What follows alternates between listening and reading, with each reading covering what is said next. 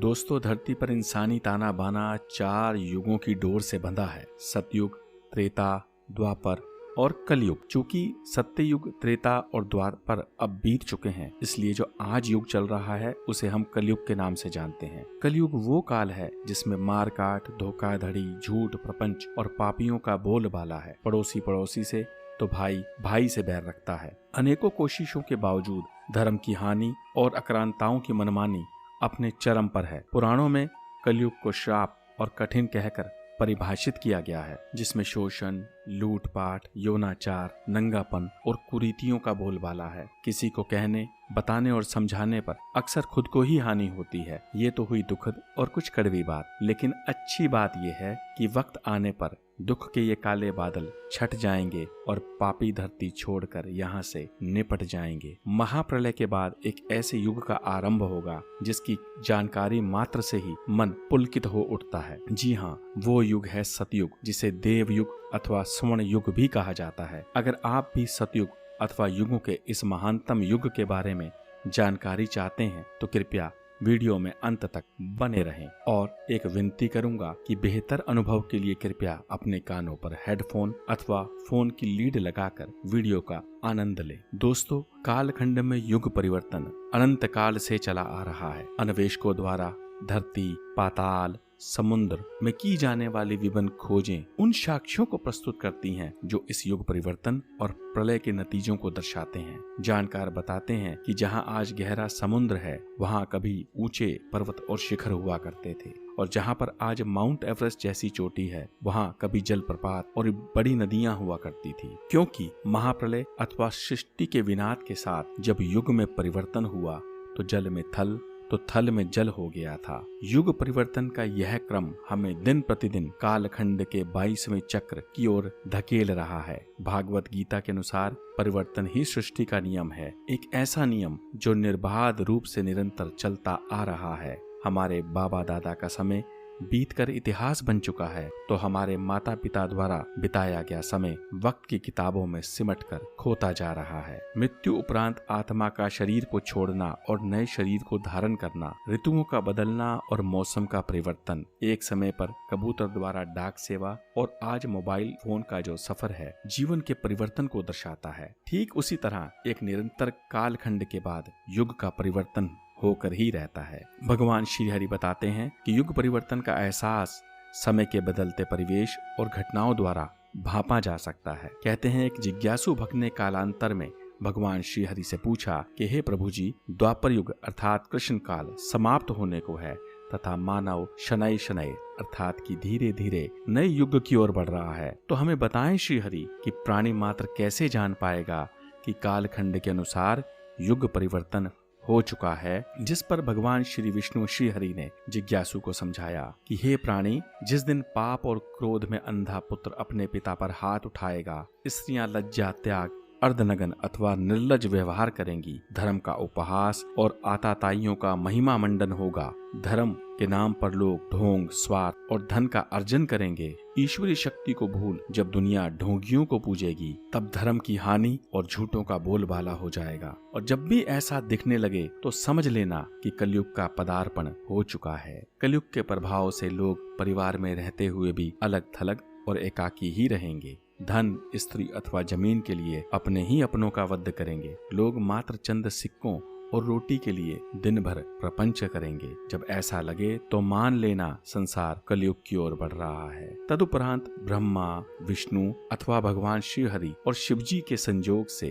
अर्थात उनके पुरुषार्थ से कलयुग का दमन होगा, अंत होगा और एक नव युग का उदय होगा, जिसे धर्म शास्त्रों में सतयुग कहा जाता है। वही सतयुग जो सबसे पवित्र, सुखद और योग्य माना गया है। इस युग में मत्स्य, कूर्म, वाराह और नरसिंह अवतारों का भी वर्णन मिलता है। मत्स्य अवतार ले भगवान श्री हरि विष्णु ने जल प्रलय के समय एक महान ऋषि की सहायता की थी, जो जलमग्न होती धरती से विभिन्न जीवों और प्रजातियों का संरक्षण कर रहे थे। ठीक इसी तरह कूर्म अवतार समुद्र मंथन के समय, वाराह अवतार हिरण्याक्ष के धरती को छिपा दिए जाने पर और नरसिंह अवतार हिरण्याकश्यप के वध के समय संपन्न हुआ था। सतयुग में सबसे श्रेष्ठ तीर्थ स्थल तीर्थराज पुष्कर को माना गया है। सतयुग की आयु 28,000 वर्ष है, यानी कलयुग से 4 गुना अधिक। सतयुग में प्राणी इच्छा मृत्यु द्वारा लाखों वर्ष तक जिंदा रहते हैं, जिसे मोक्ष आयु भी कहा जाता है। अर्थात उस समय प्राणियों का जीवन लंबा और सुखों से परिपूर्ण होता है। सतयुग में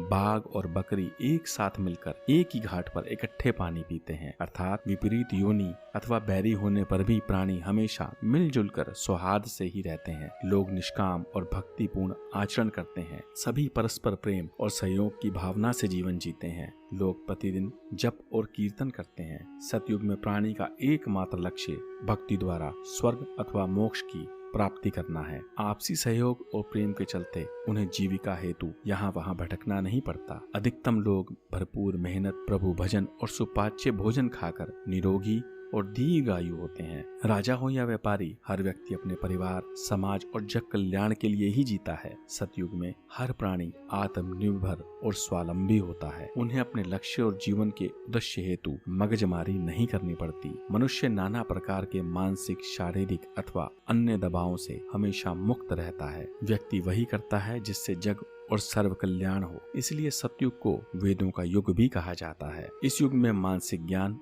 और परिपक्वता इतनी मजबूत होती है कि आप चाहकर भी सामने वाले के सामने दंभ अथवा मिथ्या भाषण नहीं कर सकते। सतयुग के प्राणी बिना बोले, पढ़े, सुने और जाने ही सामने वाले की संपूर्ण कहानी को समझ जाते हैं। इसे विज्ञान के हिसाब से दिमाग का संपूर्ण प्रयोग अथवा परिष्करण कहेंगे, अर्थात 100% माइंड पावर, जिसकी प्राप्ति हेतु सतयुग के लोग मूलतः 4 सिद्धांतों को फॉलो करते थे, अर्थात उनका अनुसरण करते थे। जिसमें सबसे पहला है तप, यानी कि जिसे आप मेडिटेशन अथवा ध्यान कहते हैं। आज भी विज्ञान और बड़े बड़े साइंटिस्ट हिंदू साहित्य, धर्म, योग और पूजा पद्धतियों को खंगाल रहे हैं, अर्थात वह गुपचुप उन पर शोध कर रहे हैं, जिसके बारे में अनेकों भारतीयों और हिंदू समाजियों को पता तक नहीं है। क्योंकि केवल मेडिटेशन अथवा तप द्वारा ही आप आज भी अपने मस्तिष्क से सर्वोत्तम प्राप्त कर सकते हैं। दूसरा सिद्धांत है सच्चाई, अर्थात कि सर्वदा सत्य और निर्मल बोलना, वही बोलना जिससे विश्व का कल्याण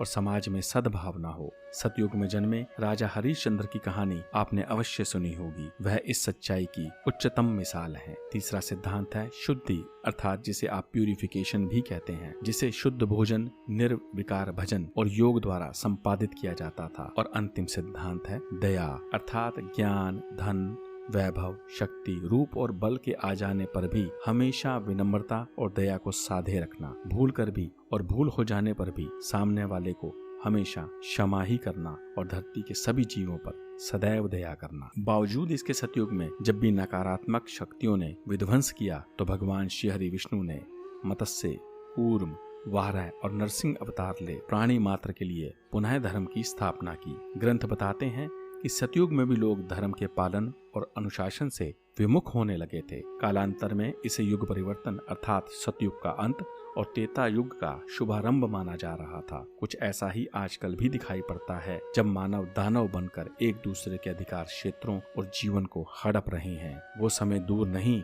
जब युग के अंतिम अवतार यानी भगवान श्री कल्कि द्वारा कली काल का अंत होगा और एक नवयुग यानी सतयुग का प्रादुर्भाव होगा। भले ही आज हम कली काल के प्रथम चरण में जी रहे हैं, बावजूद इसके यह एक बेहतर समय है, क्योंकि कली काल का अंतिम और चौथा चरण बहुत ही डराने वाला है। उस समय इंसान की अधिकतम आयु 12 वर्ष आंकी गई है। उस भयंकर मंजर की कल्पना मात्र से ही मैं कांप उठता हूँ। इसलिए बेहतर जीवन अथवा मोक्ष के लिए प्राणी मात्र को सदैव शुभ कर्मों, प्रभु भक्ति और धार्मिक नियमों का पालन अवश्य करना चाहिए, ताकि सतयुग आने तक काल के चक्र और जन्म मरण के कुचक्र से छुटकारा मिल सके। साथियों, आपको आज की ये प्रस्तुति कैसी लगी कृपया कमेंट करके साझा करें। वीडियो अच्छी लगी हो तो मित्रों और चाहने वालों में शेयर अवश्य करें। चैनल को सब्सक्राइब करके नोटिफिकेशन बेल को ऑन करें और स्पिरिचुअल कुमार से सदैव जुड़े रहें।